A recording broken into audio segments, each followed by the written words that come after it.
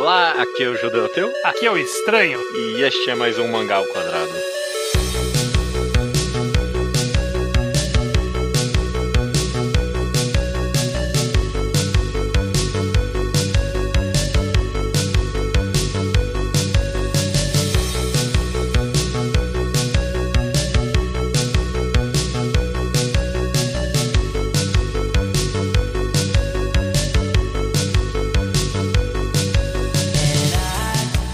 Maravilha, Estranho, seja bem-vindo a mais um Mangá ao Quadrado. O mais velha guarda de todas, só eu e você aqui pra analisar um mangá sem convidado, completo old school. Pra analisar um mangá que é um recomendado clássico ao quadrado, né? Pois é, não, tudo clássico esse episódio aqui, você tem razão. É um quadro clássico pra ver uma recomendação clássica. Se eu não me engano, Blame foi recomendado pela gente no episódio 50 ali, não foi? Quase certeza que sim. Eu até fui abrir agora pra confirmar. Mas eu acho que sim.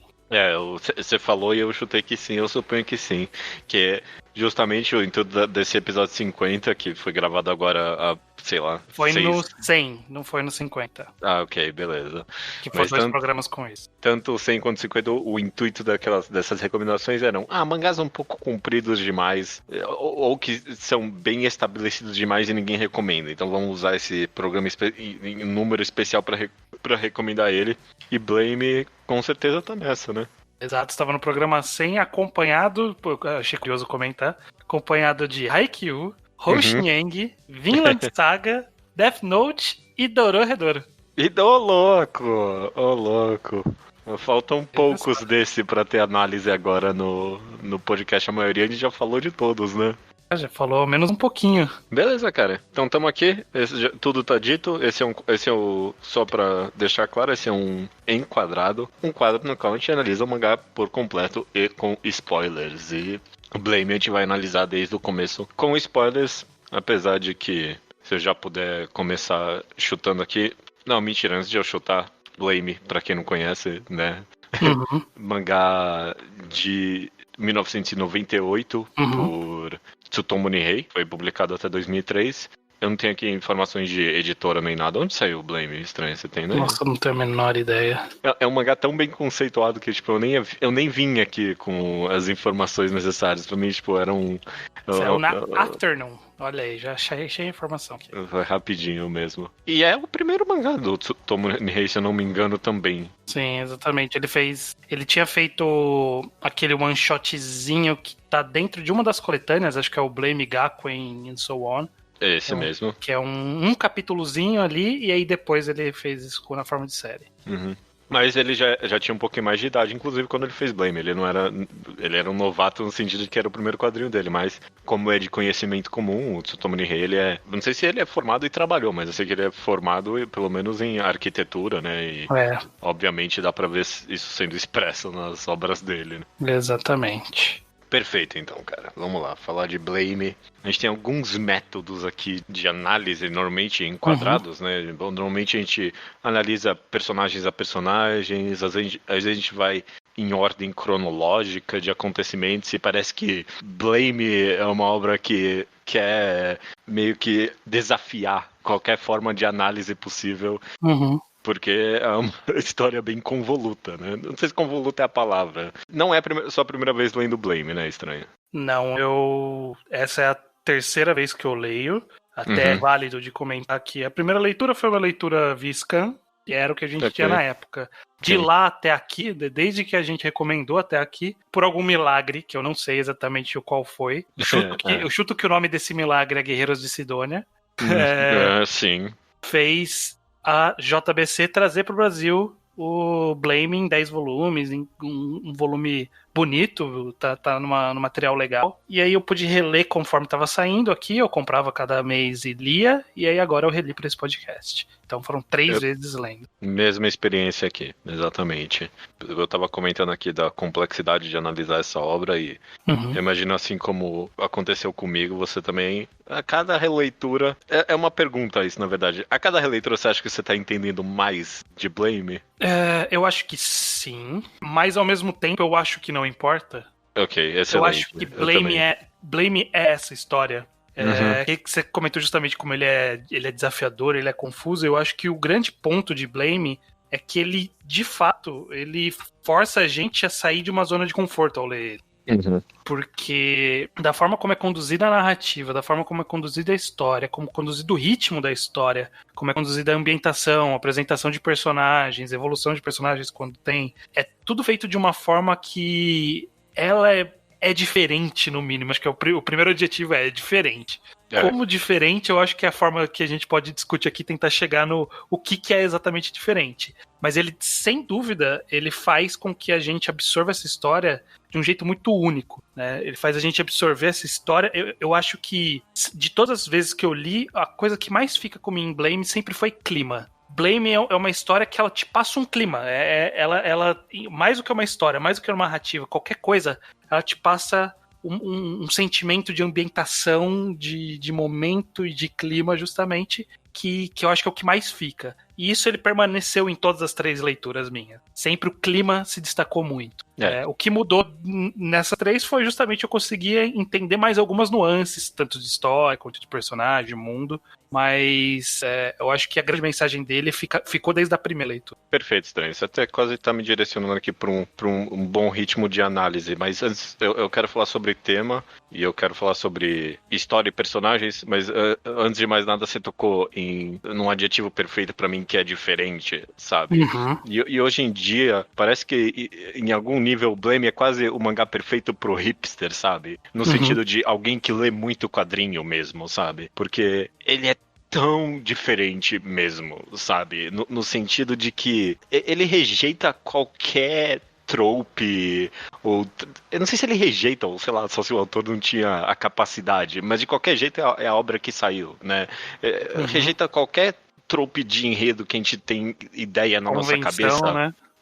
Tipo de arco de personagem ou até ritmo de leitura, sabe? Às vezes tá num frenesi maluco e o cara dá um corte direto pra um outro lugar e aí você fica confuso pra caralho. Ler Blame é bem desafiador e eu aprecio isso muito mais ainda do que eu li pela primeira vez há um bom tempo atrás, sabe? Uhum. Eu concordo que ele é diferente numas nuances bem específicas mesmo. Em cada um dos aspectos, né? Ele tem alguma coisa que destoa do que a gente tá acostumado. Sem dúvida. E eu também concordo, é claro que se tem pelo menos um grande negócio que dá pra falar que, ok, isso aqui é intencional, isso aqui é bem feito do começo ao fim, é o clima e é o tom da história, sabe? Você acompanha esse personagem quase sem emoções, viajando nesse mundo vazio de concreto frio. E você meio que tá. Você quase sente nesse mundo. Fica o tom de frieza e tecnologia sem alma do negócio inteiro.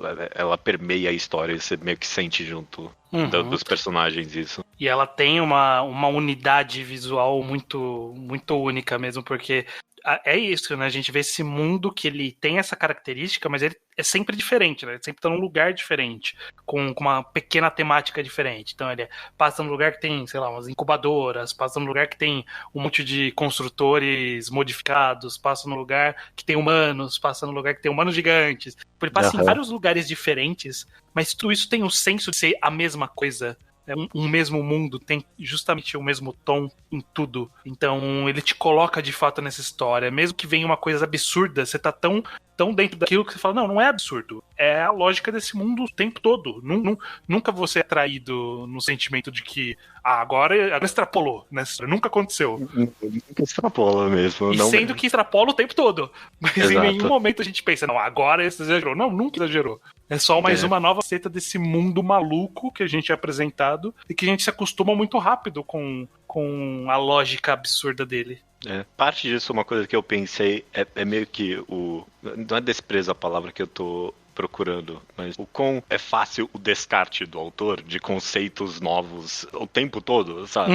Eu lembro, tipo, nesses volumes finais eu tava lendo e toda hora aparecia uma coisa maluca, mas tinha um momento em específico que o Kiri tava andando, nesse volume final, ele tava andando nos quartos ali, eu nem lembro direito o que tava acontecendo. E aí passou, tipo, uma máquina quadrúpede com umas pernas mó finas num quadro só ali que nunca tinha aparecido antes. E acabou, é isso. É um quadro só. Exatamente. Apareceu, e eu bati o olho naquele monstro e falei, caralho, que design da hora. E só, mais nada. Eu nunca tinha aparecido um negócio assim antes. Sim, ele deixou de existir.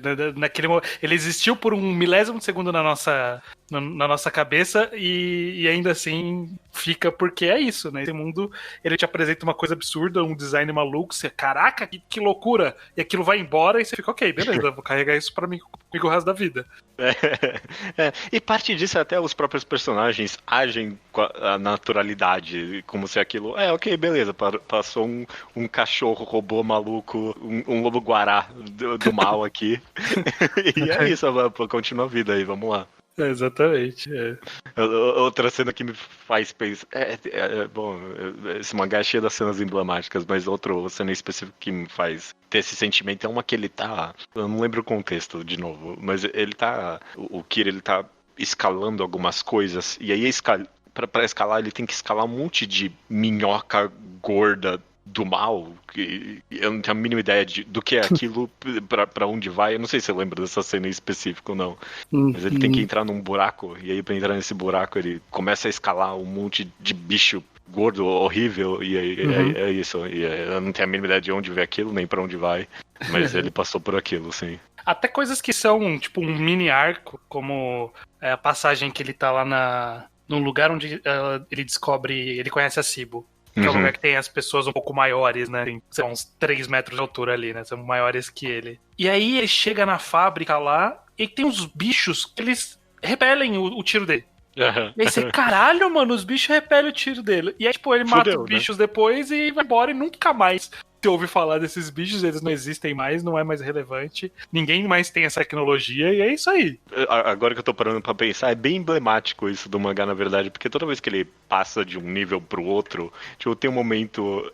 É sempre seguido de uma ação absurda pra eles indo pro próximo nível em um silêncio total, sabe? Sim. Tipo, ninguém comenta nada do que... Porra, acabou de explodir tudo ali no nível de baixo, vocês acabaram de passar do negócio que não podia passar, fudeu tudo aí.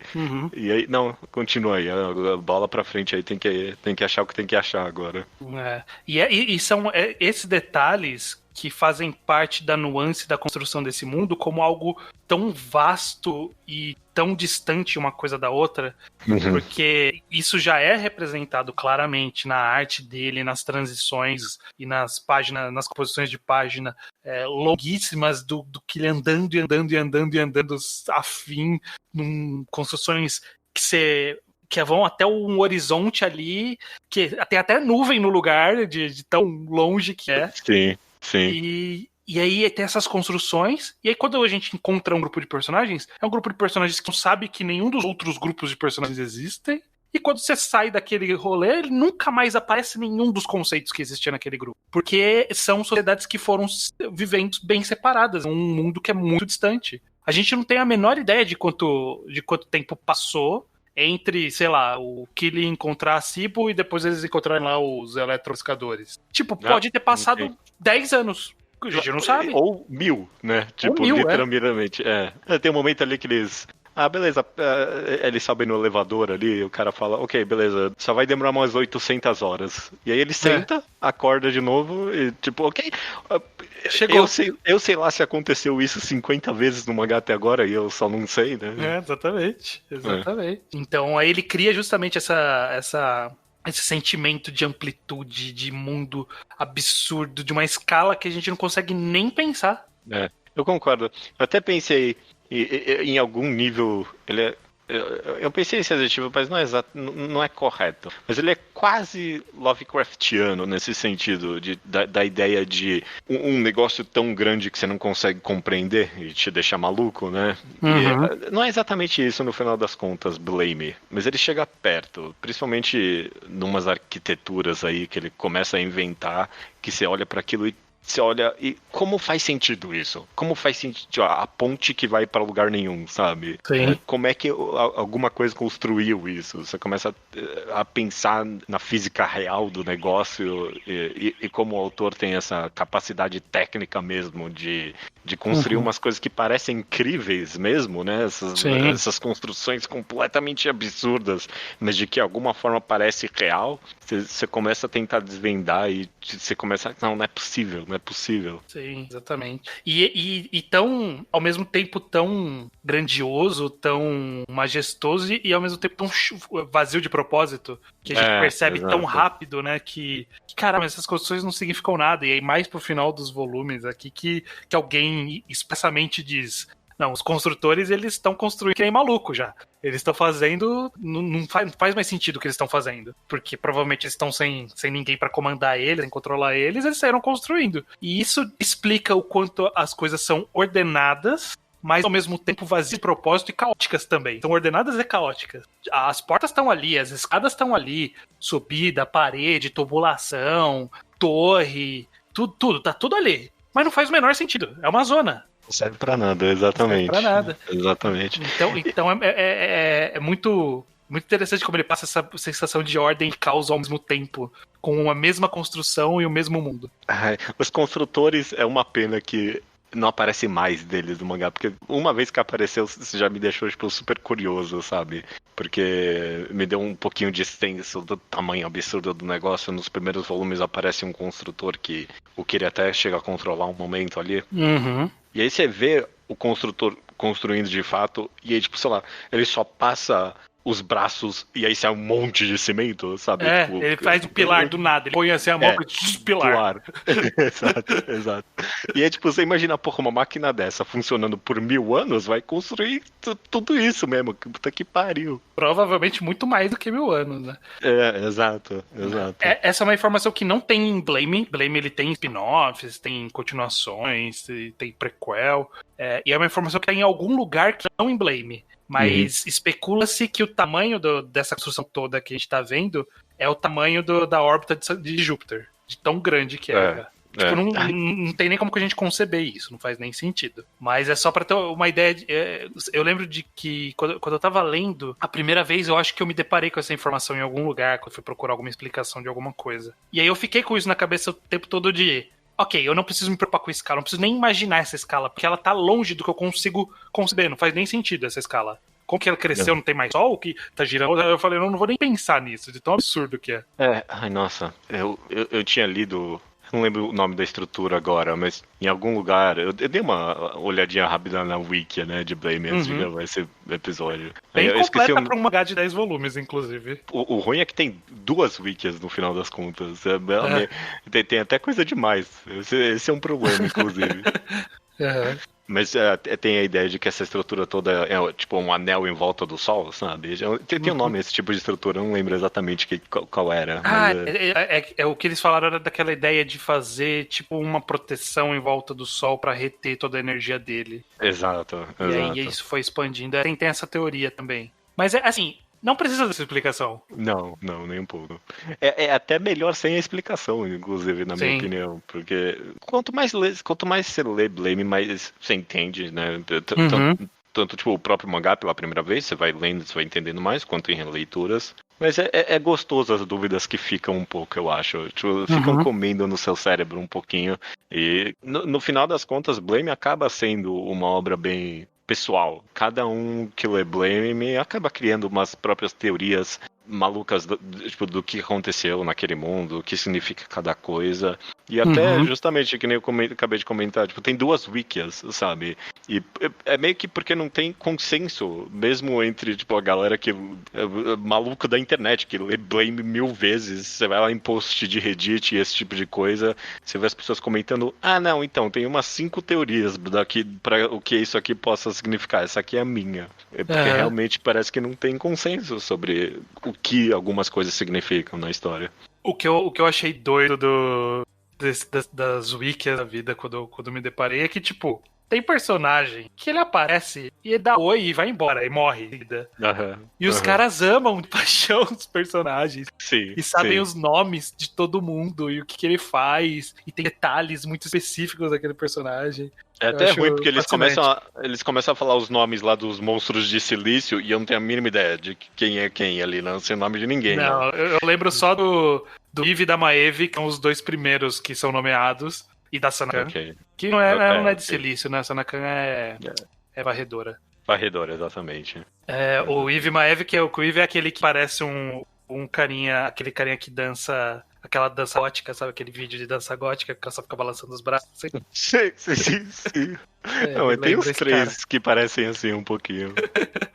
Mas ele é aquele que tem uma espada que ela dobra assim, né? Que ela tipo vira... E luta contra o seu, que o seu eu gostava também. É o cara que é o rival do seu, essencialmente. Exatamente. Eu lembro só deles, os outros eu lembro vagamente. Por exemplo, tem um carinha, tem uma vida de silício, que o Killing encontra... num nível, já nos últimos volumes, que é um nível que esse cara, ele fala, ó, esse nível tem tantos 1000 quilômetros de diâmetro, que é o equivalente ao tamanho de Júpiter. Ele fala, esse nível tem esse tamanho e eu tô observando um negócio aqui, vai embora. E o que ele vai lá e mata esse cara. E é só isso, o capítulo é só isso. E esse cara, tipo, tem um nome ao wiki, é o Observador. Ah, ok. Eu adoro esse cara também, eu adorei ele, eu gostei dele, eu gostei bastante. Esse capítulo é bom, inclusive, porque ele entra lá e tá tudo escuro, você acha que ele chegou no teto, né, não tem mais nada, por isso que tá escuro. Mas não, tá escuro, era pra ter estrela, né, e não tem estrela porque o céu tá tão longe mesmo que é fantástico, cara, fantástico. Exatamente. Fantástico. A gente tá comentando aqui agora já de momentos específicos da história e tal, e de personagens. Será que a gente tentou fazer isso com a Bara, né? A gente tentou mais ou menos explicar a história pra quem não entender.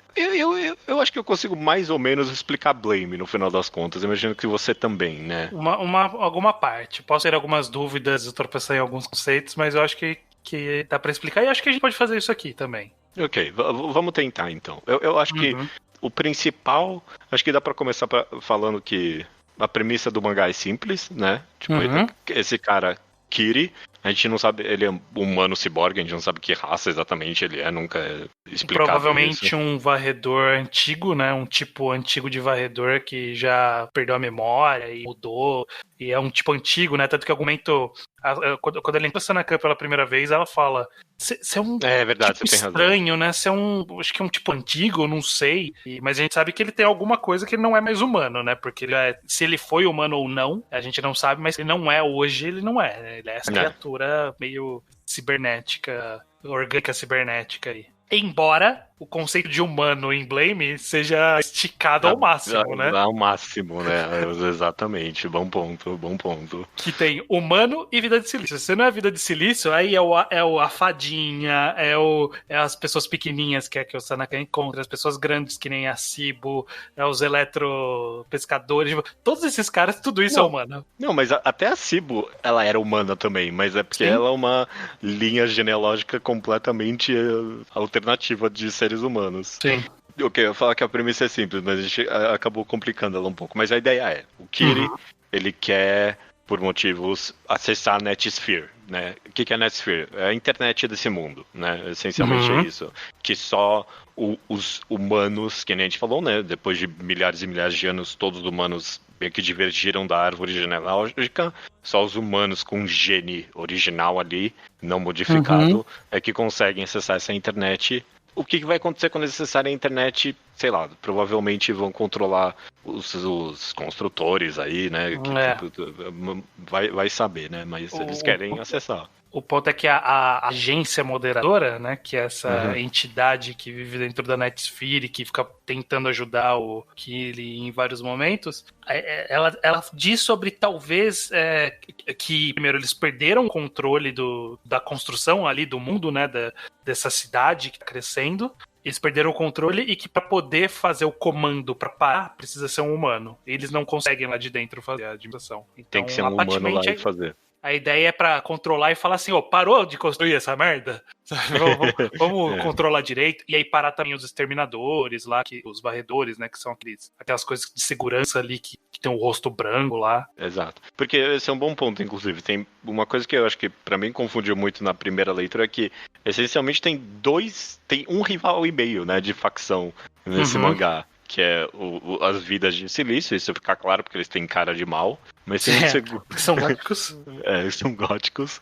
Mas tem um ali que é 1,5, porque essa agência moderadora que comanda por dentro ali a Netsphere, eles têm os varredores que fazem parte deles, né? Mas eles não controlam mais direito, né? Então eles estão fazendo essas loucuras deles aí hoje em dia. Exatamente. Mas é por isso que às vezes varredores atacam as vidas de Silício também. É por isso que é super confuso mesmo.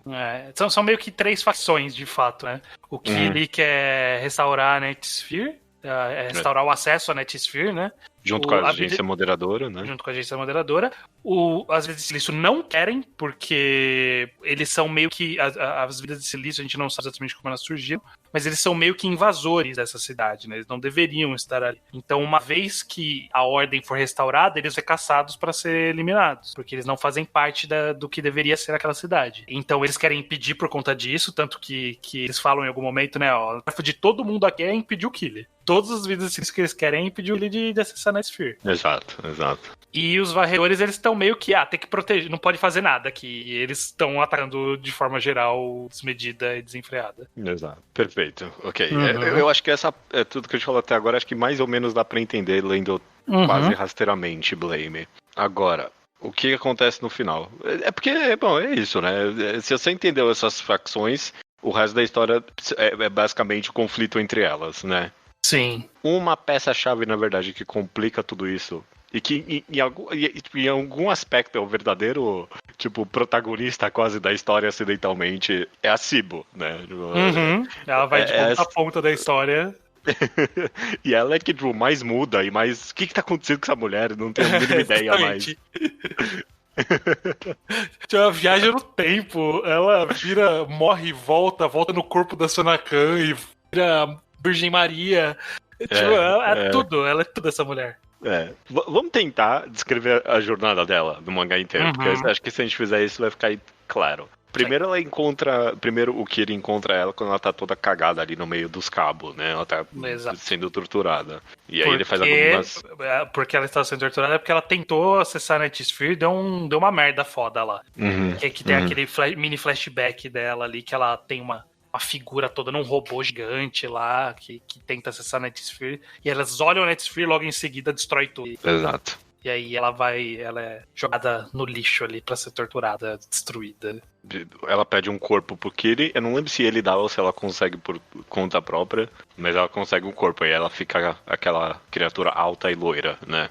Que é a raça daquele lugar específico, né? Aquele trecho específico é de onde tem essa galera um pouco mais alta, que o Kili tinha pego carona com essa galera. Inclusive, é uma das partes que eu gosto bastante, abrindo parênteses, que é quando ele tá justamente nesse comboio que é atacado por umas criaturas que a gente não conhece também, que aparecem essa vez. E ele vai lá e enfrenta todas as criaturas, aí quando chega no destino ele vê que as criaturas não estavam atacando pra saquear, estavam atacando pra resgatar os corpos que tinham sequestrado lá, que tipo, estavam transportando os corpos dos seres assexuais ali. Sim. E aí o Kiri fala, toma no cu, explode tudo. Eu até gostava do Kiri um pouco. Não tem um arco, mas o autor, durante a história, decide que o Kiri ele vai ter menos emoções durante a história, né? Porque nos primeiros capítulos, principalmente, ele sente raiva, ele nunca mais ele sente qualquer outra emoção a não ser poker face ali, né? E ele sente muita raiva e em um momento ele é filho da puta ativamente. Que é quando ele encontra umas vidas de Silício, acho que foi as primeiras, que ele encontra. E ele fala assim, eu encontrei umas incubadoras e eu destruí tudo. E dá uma risadinha. Que filho da puta esse Kili, meu. Sim. O mangá mostra um pouquinho de volta isso, justamente quando ele mata o observador ali nos finais capítulos. Porque não tinha motivo nenhum pra matar aquele bicho ali. Ele mata porque, é uma vida de silício, né? Sim. Mas ele acaba não mostrando mais tanta emoção quanto mais o mangá avança. É uma pena, eu vou dizer, no final das contas. Talvez acabou encaixando melhor tematicamente, mas... Eu acho que funciona, no sentido de que é interessante a gente ver o mundo sendo explorado, porque o foco é o mundo. Então ele ser meio neutro na forma como ele é de personalidade ajuda a contrastar com as outras coisas, que estão sempre providas de emoção e com, tipo, às vezes silêncio com muita raiva, os humanos com muito medo. Então faz sentido e funciona. Mas pro final, conforme a trama vai engrossando, é problemático isso, porque a gente precisa de algumas exposições que o Killy sozinho nunca vai dar. Não. Então, tinha a Cibo que fazia esse papel, em algum momento a Cibo não tá lá, e aí do nada, tipo, o Nihei descola um isqueiro com personalidade, só porque, tipo, a gente precisa ouvir alguém falando algumas coisas, porque a história tá exigindo. Então o Killy encontra um isqueiro e agora esse isqueiro fala com ele pra gente saber o que tá acontecendo. Sim, então, tipo, se ele fosse tivesse um pouco mais de personalidade, não tinha esse problema. Bom, é que você falou que combina aí, eu realmente acabei concordando no sentido de que, tipo, ele é quase um avatar da história, no sentido de que você não entende ele porque ele tá falando, você entende ele pelas ações mesmo, no final das contas, né? Então mesmo no final, quando ele tá bem zen, não fala porra nenhuma, tem a cena ali que ele vai lá e mata o observador, tem cena de que ele, com o completa poker face, meio que sacrifica alguma coisa pra salvar pessoas, né? Tipo, no nível ali como é que era o nome da empresa ali? Era Toa, Indústrias Toa. Da Indústrias Toa, ele já tá bem sem emoções, mas ele faz um monte de ações ali pra tentar salvar os seres humanos que tem ali, né? Você entende bastante ali do personagem naquele momento. Sim. Enfim, Cibo. Aí ela tem esse formato. Ela tem o quê? Desculpa? Ela tem esse formato dela aí de alta, grandona e que anda com ele. Beleza. Aí eles, por mil motivos, eles vão nas indústrias Toa ali e acaba levando junto com eles a varredora, que tem um nome, eu já esqueci agora. Sanaka, exatamente, essa mesmo. Que parece bem do mal no começo. Eles acham que é uma menininha e acaba se revelando como uma varredora. E a Cibo é morta por ela em algum momento. Eu não lembro se ela é morta por ela, mas ela é morta por algum motivo. E ela acaba conseguindo transferir a consciência dela pro corpo dessa varredora. E aí que ela fica baixinha.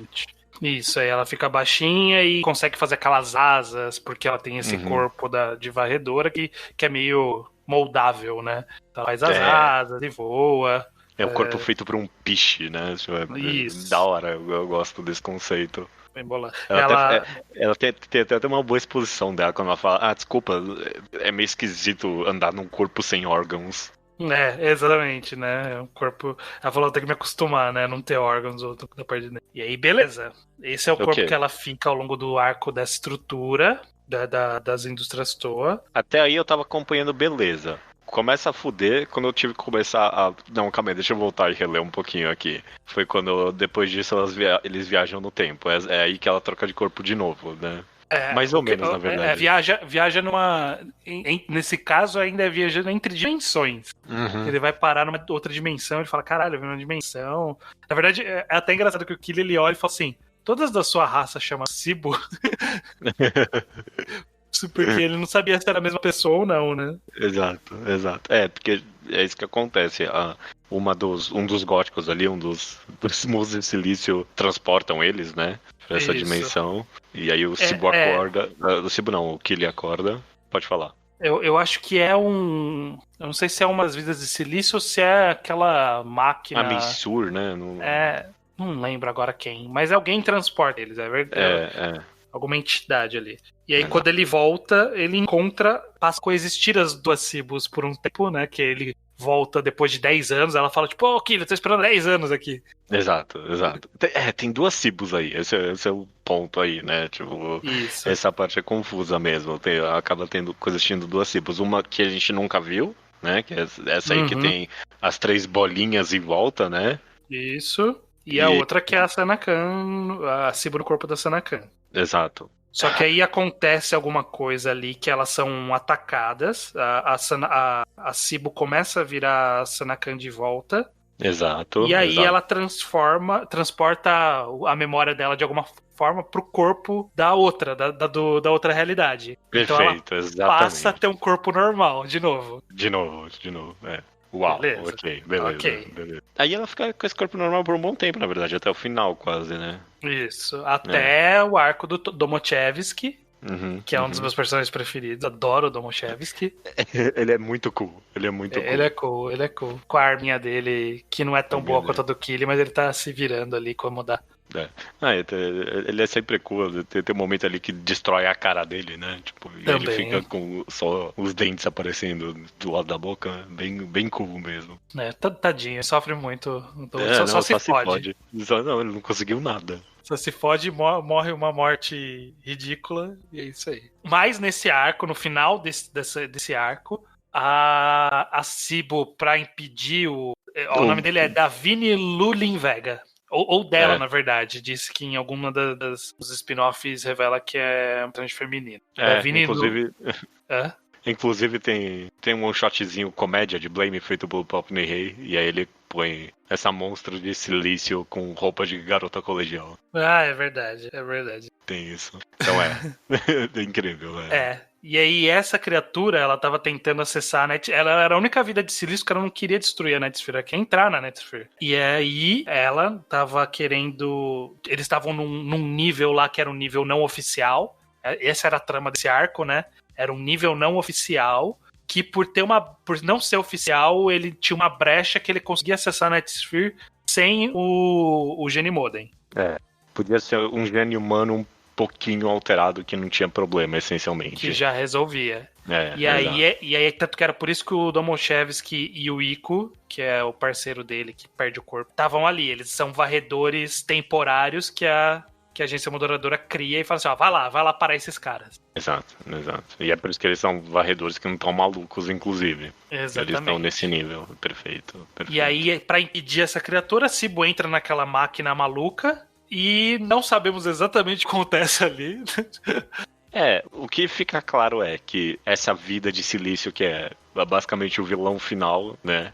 A vilã final, ela roubou, enquanto ela tava ali na passagem, quando tá no rio ali, né? Ela roubou as informações pra fazer um varredor de nível 9, né? É o nível mais fodido de tudo.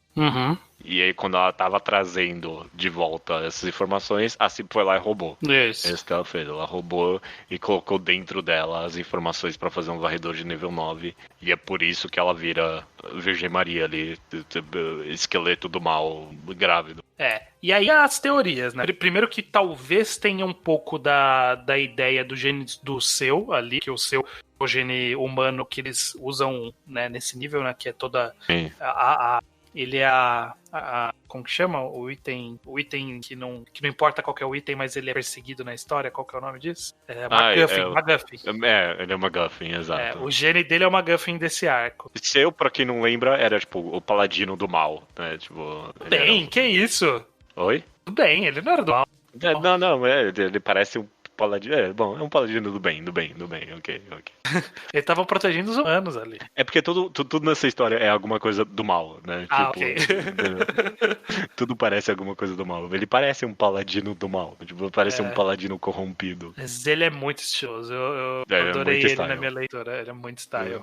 O cara é um humano lutando com uma espada gigante contra seres cibernéticos super ultra avançados, sabe? Mas enfim, provavelmente uma combinação do gene dele com o gene da Cibo, com essa informação aí pra criar o varredor, e tem algo da Sanakan aí. Porque quando ela volta, ela fala, essa criatura que é nosso filho, né? Ela fala pra Cibo. Então tem alguma coisa, não sei exatamente o que, mas tem a combinação de todas essas criaturas que resulta naquela Cibo com a orbe na barriga ali. E aí, provavelmente, se você não entendeu nada dessa parte, a sua teoria do que acontece nessa parte provavelmente tá mais ou menos correta. Que, de alguma forma tem um ser humano original naquela bola, e aí o Kiri leva aquela bola pra algum lugar que essa bola possa crescer, e aí na última página, provavelmente, a criança que nasceu dessa bola junto com ele vai saber pra onde isso vai, né? Vai saber pra onde isso vai. Existe uma teoria que não tem comprovação, que o capítulo 1 e 2 vem depois do capítulo eu li isso também. Que aquela criança do começo do primeiro volume seria essa mesma criança, e que a jornada teria terminado com o Killy entregando pra aquela mulher com o cachorro lá, o Genes, e era isso. Mas acho que isso não se sustenta, porque mais pro final, nos últimos volumes, quando o Killy tem o reboot ali, né, que ele meio que morreu, né? Virou um esqueletão e foi se regenerando por sei lá quantos milhares de anos se passou ali. Mas ele se regenerou e aí tem tipo uma torrente de memórias ali. E na torrente de memórias dele tem... Aparece o cachorrinho. Exatamente, a mulher com o cachorro. Então acho pouco provável que essa teoria seja verdadeira. Tô contigo nessa. Eu acho que o mangá termina basicamente com o Kiri tendo que refazer a jornada inteira dele.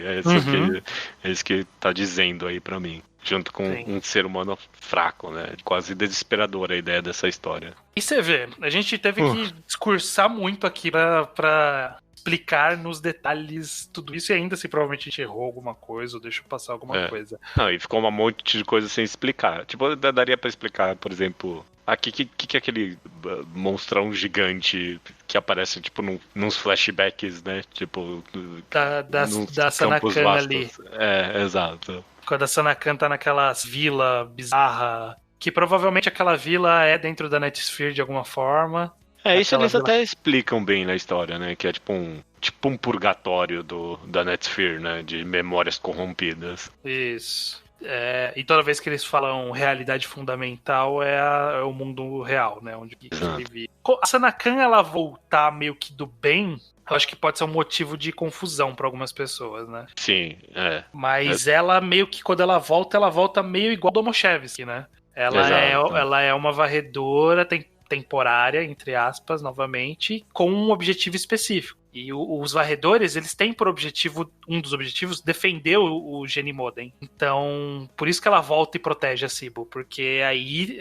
que agora tem um gene ali pra ser protegido. Antes não tinha, e aí ele tava naquela loucura de matar todo mundo. Eu lendo meio na correria, eu mal tinha entendido, na verdade, que essa personagem que voltou era a Sanakan. Quem é essa mesmo? O que tá acontecendo aqui? É a Kili mulher, porque tem a mesma arma? Exatamente.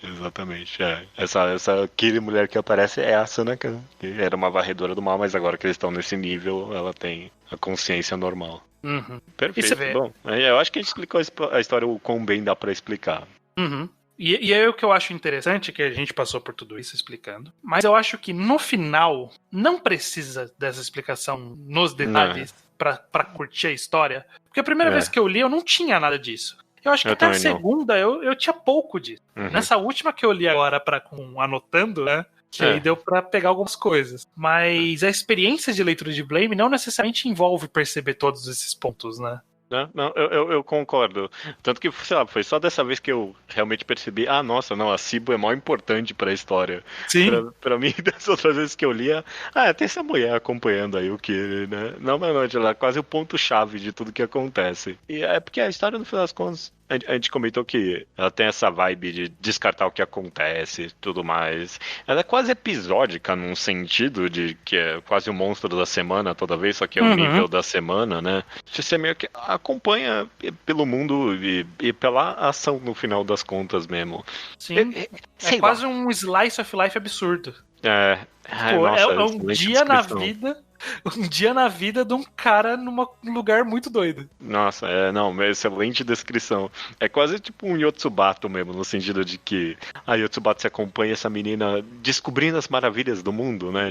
A inocência de uma criança descobrindo as coisas. Aqui é quase a mesma coisa, só que você é a criança inocente e o mundo que você tá descobrindo é cada capítulo, só que não tem nada de maravilhoso, é tudo horrível e levando pra tragédia. Exato. Sei lá, é esquisito, porque eu falo isso, mas sei lá, não quero falar que a história é desimportante também. Blame, ele o balanço dele é em cima de uma agulha, no final das contas, sabe? Porque se não tivesse esses mistérios, se de fato fosse só uma história, sei lá, slice of life, que nem a gente tá falando aqui, eu não sei se eu teria tanto interesse assim, eu acabaria gostando tanto assim, porque...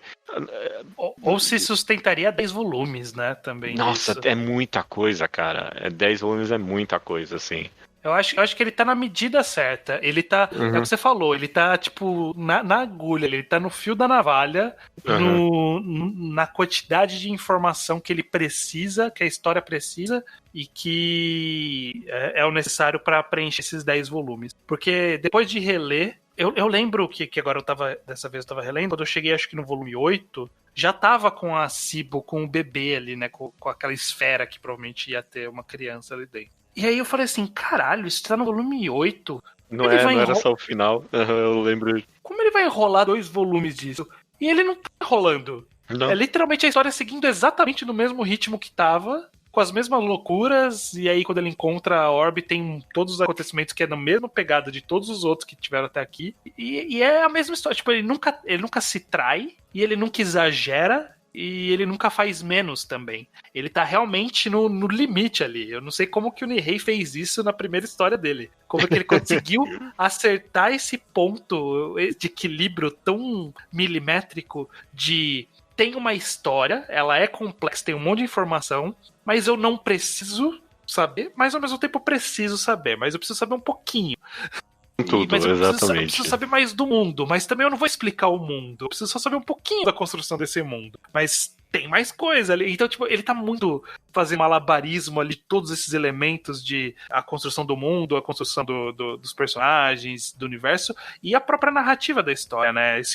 A gente falou no começo, e eu acho que é sempre bom ressaltar esse controle que ele tem de quadrinização, de ritmo, de fazer que ele andando pelo nível, um capítulo inteiro que é ele andando, aí ele abaixa, passa numa porta, ele entra num corredor, ele sobe uma escada, aí ele atravessa uma ponte, ele sobe outra escada, aí ele vê um bicho, aí ele passa pelo bicho, e esse é o capítulo. Tipo, são 20 páginas disso. E não cansa, ao mesmo tempo que não cansa, você também não consegue passar voando 20 páginas. Não. É um controle muito, muito milimétrico.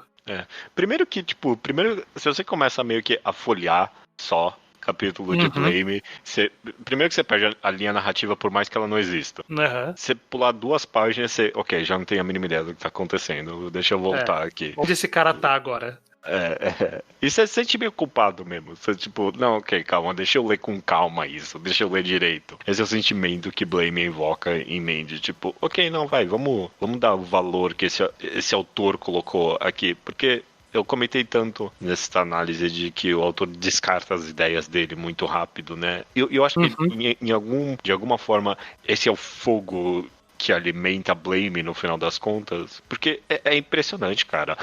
Todo capítulo é uma ideia nova, sabe? Tipo, todo capítulo é uma estrutura maluca, é um monstro diferente. Ou se não, nem todo. Às vezes é só, sei lá, os personagens que a gente já viu lutando. Mas são cenas de ação boas, mesmo assim, né? Sim. Então, por mais que alguns mistérios ficam vagos e você não entende muito do que está acontecendo nem no momento exatamente, a constante alimentação de ideias novas e nessa arte que é absurda de tipo fantástica, direto com páginas duplas incríveis e explosões e tudo mais, você fica bem satisfeito em estar lendo o que você está lendo. Sim. E não é o que você comentou, ele não é cansativo para ler. Não. E ele não é uma leitura rápida, mas ele também não é uma leitura cansativa e maçante, né? Porque ele tem exatamente... Dá pra maratonar Blame no final das contas. Tipo, dá pra se ler muito rápido, mas ainda assim ler com atenção e aproveitar muito bem a história. É muito bom mesmo, é muito bom esse controle de ritmo. Eu acho que é isso que é essencial. Tanto que, é o que eu comentei, né? Desses volumes finais, ele não dá a impressão que ele tá enrolando. E quando termina a história, eu olho e falo, ok, terminou Blame. Terminou Blame. Não preciso de mais do que isso, não preciso de menos do que isso. Tem exatamente o que precisa aí nessas 10 volumes. Eu não sei, eu tô com um sentimento de quase como que a gente tá tentando justificar o nosso gosto por Blame. Eu sei que não é isso, mas sei lá. É porque, no final das contas, eu vou voltar pra primeira coisa que a gente falou. Ele é tão diferente mesmo, sabe? Nesse aspecto narrativo, até mais do que a arte, o ritmo ou qualquer coisa. Ele realmente joga pro alto qualquer tipo de trope e convenção, mano. E aí você lê isso e você tipo, ok, uau, não. Parabéns que o cara conseguiu fazer 10 volumes disso e eu continuei. Eu não larguei, sabe? Eu não larguei. Não, porque, exatamente. Tipo, fazer um negócio diferente é fácil. Agora, me manter lendo um negócio nesse nível de diferente por 10 volumes é uma conquista, assim, cara. Porque experimentar algo que não falta, mas Blame fez algo diferente mesmo. Até na carreira do Rei mesmo, né? Blame, tipo, o feeling de Blame ele nunca conseguiu reproduzir de novo em outras histórias, né? Nunca funcionou do mesmo jeito. Tem níveis diferentes e que algumas vezes ele acerta algumas coisas, mas ele nunca acertou tão de forma unitária, assim, né? Como tudo casando completamente de ponta a ponta, como é o caso de Blame. E eu não acho que a gente tá justificando porque a gente gosta. Eu até acho que a gente tá, mas eu acho que mais do que justificando, a gente tá tentando entender por que a gente gosta.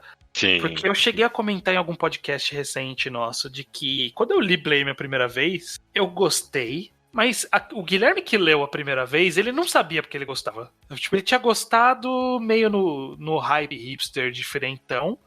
No edginess do negócio, né? Mas eu tinha alguma coisa de ok, eu gostei. Eu não sei exatamente porquê, mas eu gostei. E aí hoje eu consigo olhar com um pouco mais de maturidade e perceber essas nuances que a gente discutiu todas aqui, de construção de personagem, de narrativa, de mundo, que eu falo, não, ok, eu gosto por causa de tudo isso, porque ele é uma combinação de todos esses elementos que funciona, é uma fórmula que deu certo. Uhum. Uma última coisa que eu tava falando até aqui um pouco de desprezo por convenção, né, ou sei lá, desconhecimento de convenção, é até algo tão único olhando pro tipo de obra que a gente tem hoje em dia, o quão Blame só se leva a sério. Ele não tem uma piada nesse mangá inteiro, sabe? Não tem ninguém tira sarro de absolutamente, não tem alguém sarcástico ou alguma coisa assim. Até o Domochevsky ali, que ele é cool, mas ele é sério também, sabe? Não tem nada, ele não tem um tom irônico pra nada.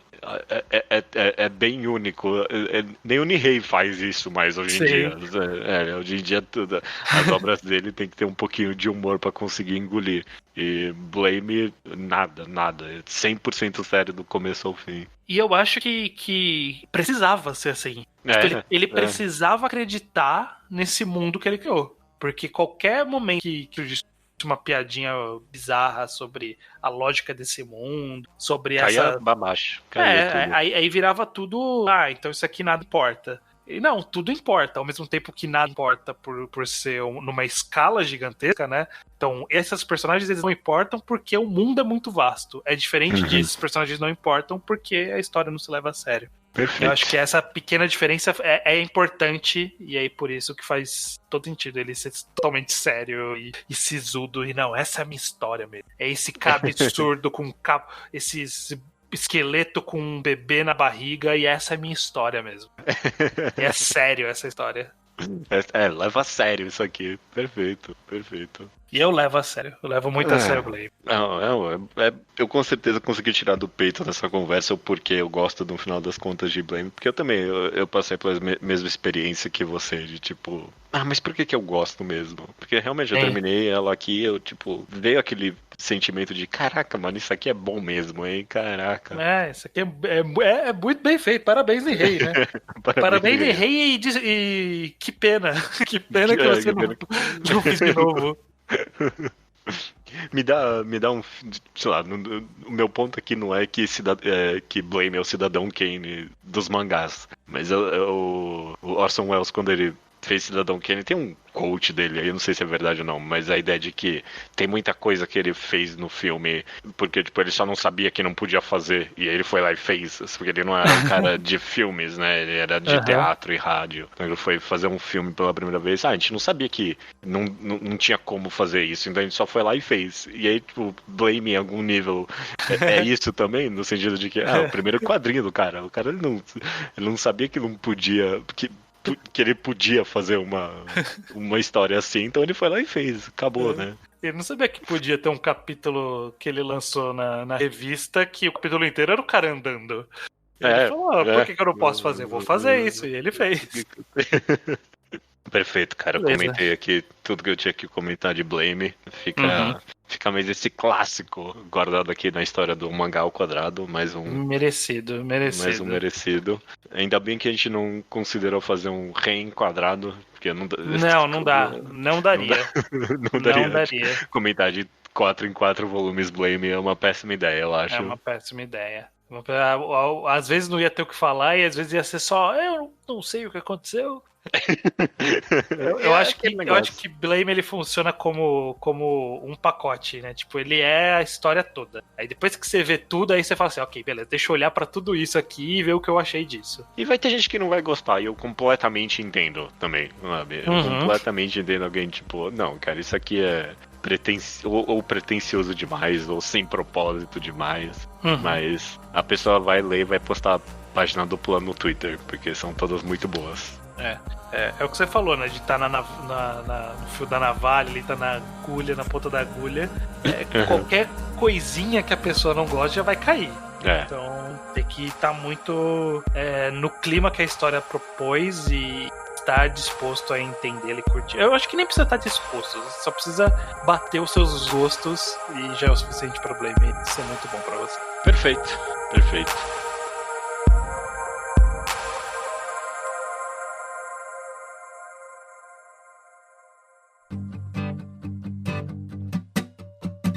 Out of tune these days, the only truth I hear is slang.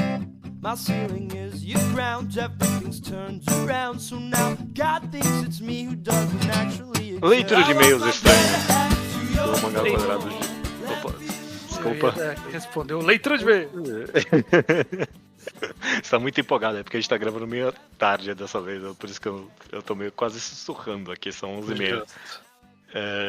Do Mangá ao Quadrado de número 263, você, mangás e memória. Os e-mails chegam aqui no contato @alquadra.do e também comentários no blog alquadra.do. Agora, como de tradição já, a gente tem primeiro a nossa agenda dos próximos programas, né? Começando com Quadrinho ao Quadrado, podcast nosso sobre quadrinho nacional. O próximo é Lanço Celestino, que se encontra no Tapas de grátis para ler. Então leiam e venham conversar com a gente sobre a obra, né? Exatamente. Completo, inclusive.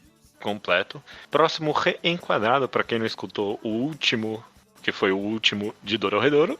O próximo vai ser Rosa de Versalhes em 2 episódios, 2 partes. A gente vai ler Rosa de Versalhes inteiro em 2 episódios. Então, 2 volumes e meio, se é, né? Mais da ou menos.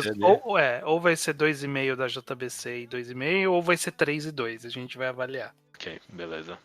Mas tá aí. Leiam Rosa de Versalhes para vir conversar com a gente. E por último, dessa primeira parte da leitura de e-mails, né? Exato. Tem 3 partes agora, a leitura de e-mails. Futuros enquadrados, a gente acabou de fazer um, que nem você acabou de escutar, suponho eu, de Blame. E o próximo vai ser a Ono Flag, sem data definida, mas eventualmente vai acontecer. Então leiam, estejam prontos para um programa de Ono Flag, ou Blue Flag, ou Bandeira Azul, sei lá. Exatamente. E em breve anunciaremos o próximo do Enquadrado, porque a gente falou que ia sempre manter 2 na agenda. Então no próximo programa já entra o segundo na agenda, para já ficar no horizonte. Pra gente se forçar a não empurrar muito essas coisas pra frente.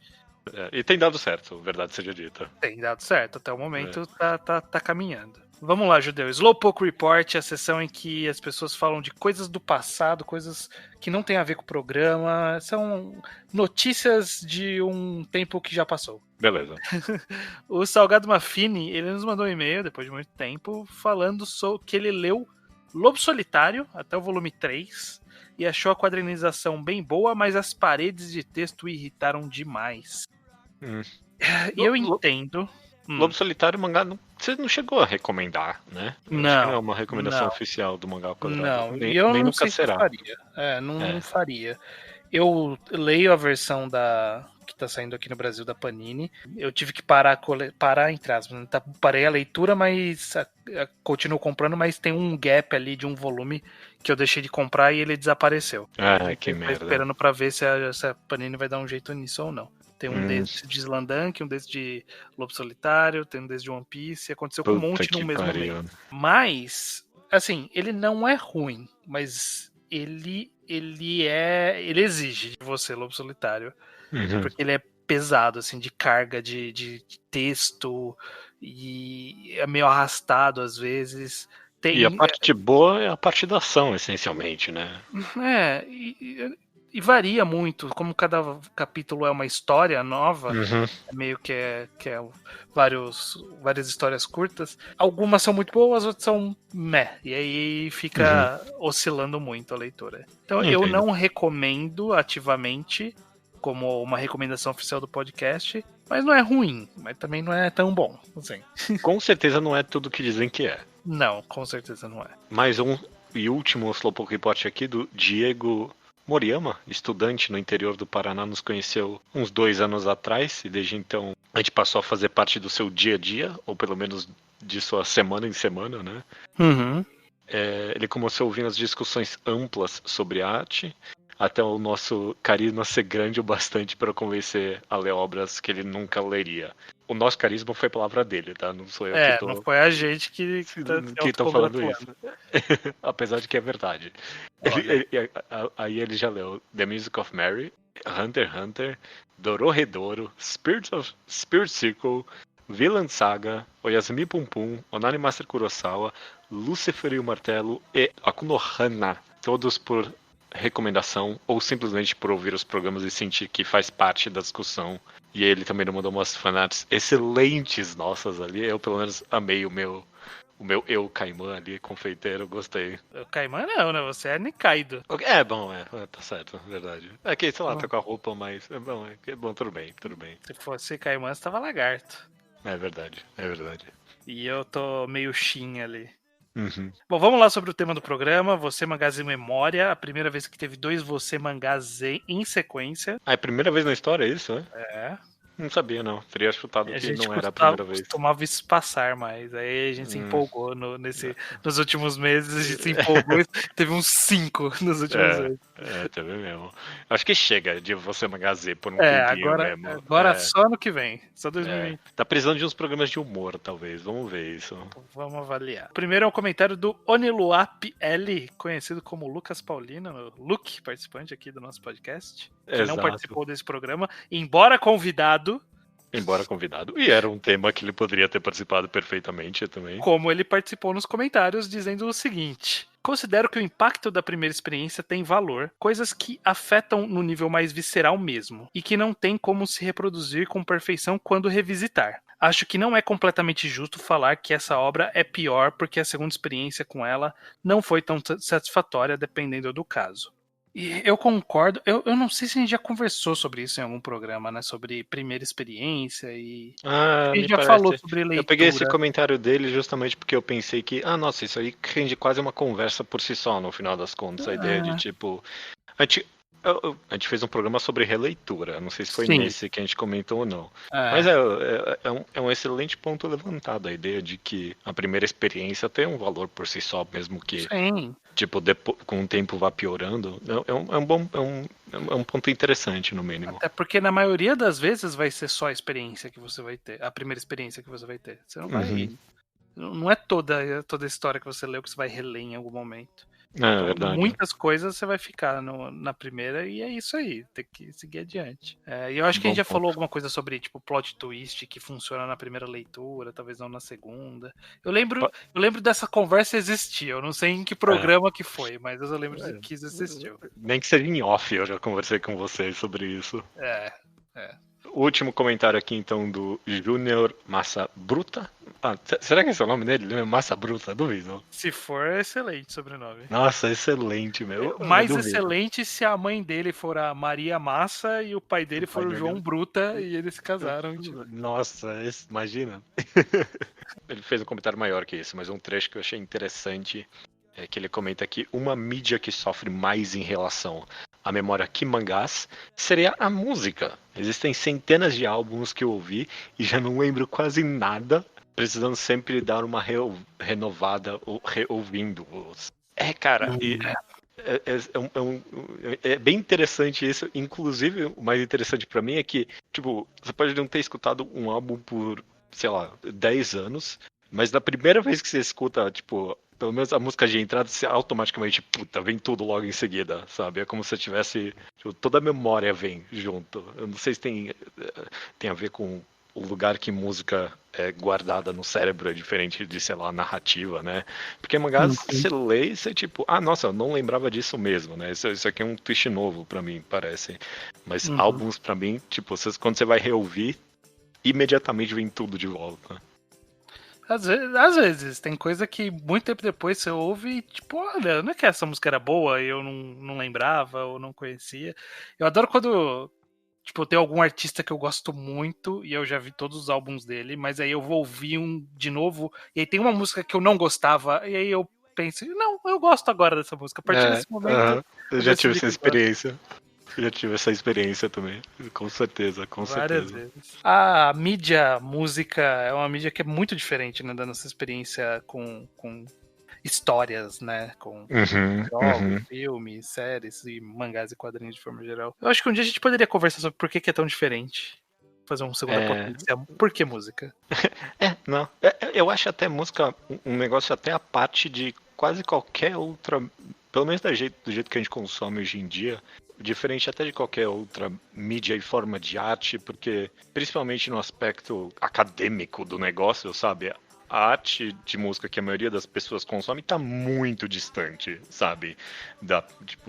Do que é considerado alta arte de música, né? E tipo, sei lá, até literatura e mangás e cinema, a gente tá um pouquinho mais perto da alta arte do que música, que tá muito distante. Mas a gente aprecia e consome mesmo assim.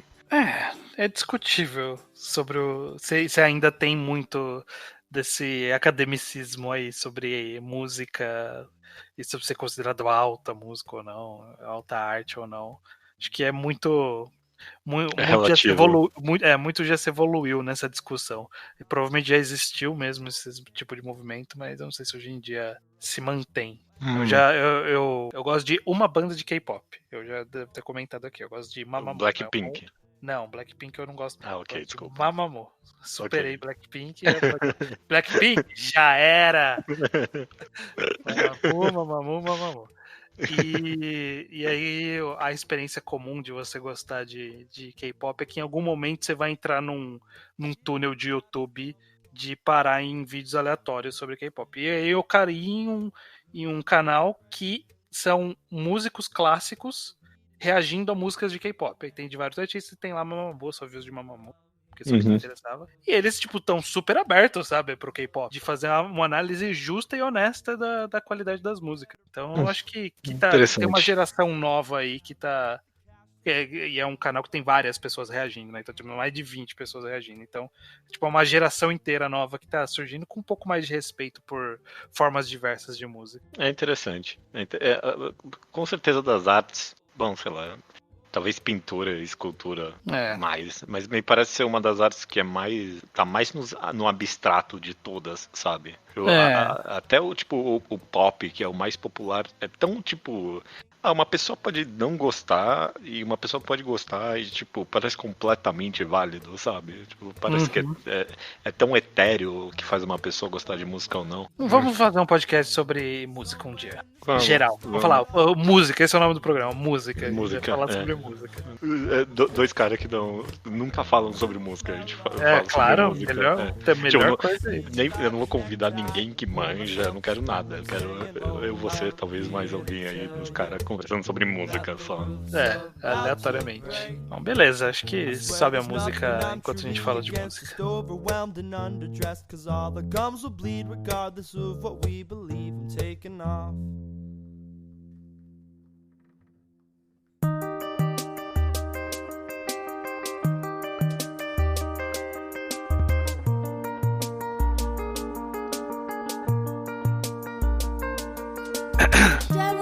Recomendação da semana é minha, Judeu. Pessoal, se estranham, dessa vez eu não tenho a mínima ideia, estou muitíssimo curioso. Como não falha, até o momento não falhou, o mangá Taisho serve como uma grande fonte pra gente conhecer coisa nova. E coisa nova boa. A gente já recomendou aqui várias coisas que concorreram ou ganharam o mangá Taisho. muitas recomendações aqui. Se você não conhece o Mangá Taisho, é um prêmio que é dado para mangás curtos ou novos ou recentes principalmente, né? E curtos e novos, que tem todo ano lá no Japão, e ele sempre tem boas escolhas entre os indicados. Então é uma boa lista sempre. Constantemente, tipo, eles sempre dão um prêmio pra coisa boa, é impressionante. Exatamente. Em 2020, o vencedor foi um já recomendado por você, o Blue Period, por exemplo. Sim. Os 3 primeiros colocados a gente recomendou, não sei pra onde você tá indo agora. Eu tô indo pro 4º colocado. Estou falando de Ikokunik, que uma tradução seria...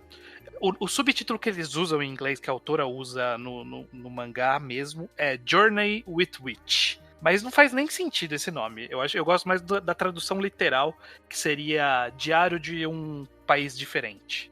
Basicamente vai contar a história de uma menina de 15 anos que fica recém-órfã, e ela vai morar com a tia de 35 anos, que é uma escritora, que mora sozinha. Elas não tinham contato até aquele momento. E basicamente é isso, essa é a premissa da história, a relação entre essas duas pessoas, a menina de 15 anos e a tia de 35, é a tagline que eles usam em todos os capítulos quando eles querem promover, e tem a página colorida, tipo, a história com uma diferença de idade, tipo, essa que eles falam, age gap. Eles usam.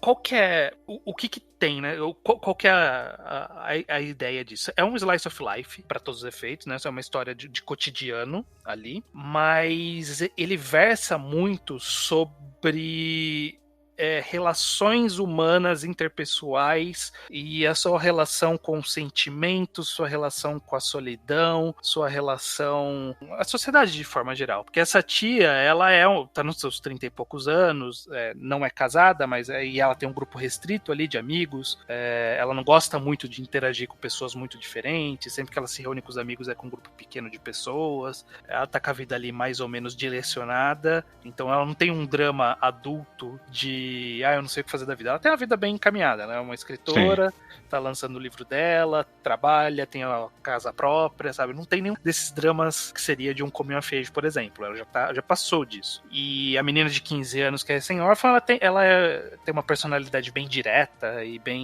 não é bem inocente. Ela não é inocente, mas ela é bem direta e ainda tá entendendo como lidar com a relação com humanos, a relação que ela tinha com os pais dela não era muito profunda, e aí agora ela tá conhecendo um adulto diferente, né, uma pessoa adulta diferente do que ela estava acostumada, e aí essa pessoa adulta não gosta de companhia, mas ela tem agora que lidar com essa pessoa dentro de casa, no dia a dia, lidar com amigos dessa pessoa, com problemas dessa pessoa, e ela tem seus próprios problemas, tem sua solidão, e tem vontade de ficar sozinha, essas confusões. Então é uma história que é muito humana, muito sobre como pessoas tão diferentes conseguem se entender, conseguem transmitir seus sentimentos, conseguem conviver, mesmo que forçado, de certa forma, né? Elas se colocaram meio nessa situação de estarem juntas por acaso, e aí como essa convivência forçada se desenvolve numa relação de verdade, com pessoas conversando como, não necessariamente como adultos, né? Porque uma tem 35 e outra tem 15, mas como seres humanos que têm sentimentos e características próprias, e isso é muito valorizado na história, que cada pessoa é bem diferente e que essa individualidade é importante e é importante pra convivência. É uma história muito gostosa de ler, é muito sentimental, ela bate bastante no âmago humano mesmo, não é uma relação inocente, é uma relação bem... talvez, você me descrevendo parece, tipo, talvez o maior aspecto da obra que ela trata de pessoas que parecem reais mesmo, interagindo de forma real. São pessoas reais interagindo de forma real, exatamente. Essa autora, eu não conhecia a autora, chama Tomoko Yamashita, mas me falaram que ela é a autora que tá aí há trocentos anos lançando trocentos mangás, lançou já um monte de BL, lançou comédia, lançou de tudo, e uma das coisas que as pessoas valorizam muito é a escrita dela, que ela é muito boa com o uso de palavras e com metáforas, e a história ela é bem cheia disso. também, de várias metáforas, ela é bem escrita, ela mergulha bastante no sentimento das pessoas, e são sentimentos bem reais, bem conflitantes, bem desenvolvidos e complexos, como costumam ser, relações muito complexas. Por exemplo, a tia, ela tem um ex-namorado que é amigo, né? Eles eram amigos, namoraram um tempo e voltaram a ser amigos, né? Terminaram e voltaram a ser amigos. E aí, como eles lidam com esse sentimento, né? De ser um ex-casal, mas talvez ainda tenha um sentimento ainda ali, mas eles têm uma amizade a manter e não um sentimento apenas. Tem, sei lá, amiga de infância dela que ela é amiga até hoje, e tem um capítulo muito bom que é ela descrevendo por que elas são amigas até hoje, o que significa pra ela isso. É muito bom, assim, é muito gostoso de ler, ele bateu bem no meu coração aqui. Eu gostei bastante dessa abordagem bem humana, bem realista mesmo da história. Interessante, cara. Esse é um que tá no meu radar, né? Eu vejo, acho que as pessoas comentando dele, mas realmente precisava de alguém me recomendar ele de fato pra eu ir atrás. Talvez eu vá mesmo. Relação de diferença de idade não é um incomum nos mangás, não. Né? Só de pensar aqui em mangás que a gente já recomendou, me veio à cabeça o Watashi no Shonen, por exemplo, que é um que eu adoro. Como é que você acha que, tipo, ele se coloca nesse gênero comum? Tipo, ele se sobressai mesmo, ele faz alguma coisa diferente? Ele só é muito bem feito. Ele é só muito... eu acho que ele é só muito bem feito. Uhum. Ele pega... Eu acho que o diferencial dele foi pegar essa situação específica dessa diferença de idade, de como as pessoas veem o mundo. Eu sinto que eu nunca vi uma personagem como a protagonista de 35 anos, eu nunca vi uma personagem assim, adulta, escrita com esses tipos de problemas que ela tem, que eu acho que batem muito comigo, mas eu acho que não precisa ser por isso que ele é bom. Mas esse tipo de coisa de que não é mais um drama da vida adulta de encontrar-se na vida, sabe? É um drama de eu já me encontrei na vida, mas e agora, sabe? Eu tenho tantos problemas aqui pra resolver ainda, sabe? Eu tenho tantas coisas pra avançar na vida, tanta coisa pra fazer, tô tão ocupado, não tenho tempo. E essa protagonista, ela é assim, eu acho que ela trazer essa visão diferente da vida adulta é um sopro de ar fresco pro gênero de Slice of Life. E aí já põe isso junto com as relações e funciona muito bem. Perfeito. Boa recomendação aí. Eu com certeza tô interessado, sim. Beleza, então é isso. A recomendação é Ikokunik. Perfeito, cara. Só falta dizer até semana que vem. Até semana que vem.